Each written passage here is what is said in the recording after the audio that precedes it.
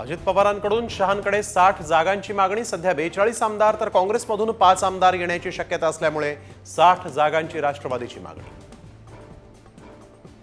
महाविकास आघाडीचं 200 ते 250 जागा वाटप पूर्ण झाल्याची माहिती। काँग्रेसला 110 तर ठाकरे गटाला 95 आणि पवारांची राष्ट्रवादी 83 जागा लढणार असल्याची ही शक्यता।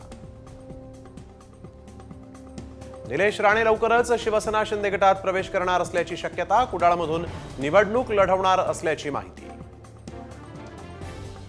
निवडणुकीच्या पार्श्वभूमीवर मातोश्रीत बैठकांच्या सत्राचा आज शेवटचा दिवस। 26 सप्टेंबर पासून प्रत्येक जिल्ह्यांचा आढावा घेण्यासाठी 7 दिवसांपासून मॅरेथॉन बैठका।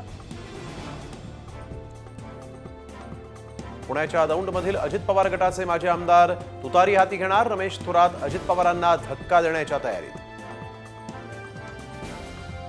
खडकवासला मतदारसंघात भाजपच्या बैठकीत खडाजंगी। आमदार तापकीर कुणालाही बोलू देत नसल्याचा आरोप करत तापकीर आणि इच्छुकांमध्ये वाचाबाजी। भाजपनं पुण्यातील वडगाव शेरी आणि हडपसर मतदारसंघ मित्र पक्षांसाठी सोडल्याची चर्चा। उमेदवार निवडण्यासाठी मतदान प्रक्रियेतून दोन्ही मतदारसंघ वगळले।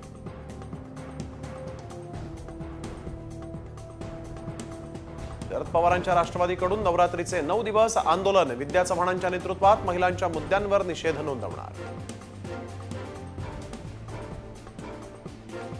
एसटी महामंडळ अध्यक्षांचा शिवनेरी सुंदरी नेमण्याचा निर्णय वादात। विरोधकांसह एसटी संघटनेनंही घेतला आक्षेप।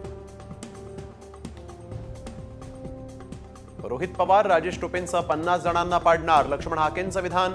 मनोज जरांगेंना पोषणाऱ्या आणि ओबीसी आरक्षण पळवण्याचा प्रयत्न करणाऱ्या नेत्यांना पाडण्याचा इशारा।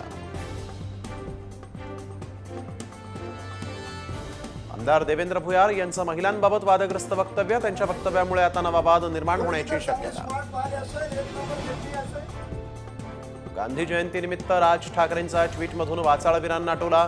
महाराष्ट्रात वाचाळवीरांना फारच बरे दिवस आल्याचं म्हणत वादग्रस्त वक्तव्य थांबवण्याचा सल्ला।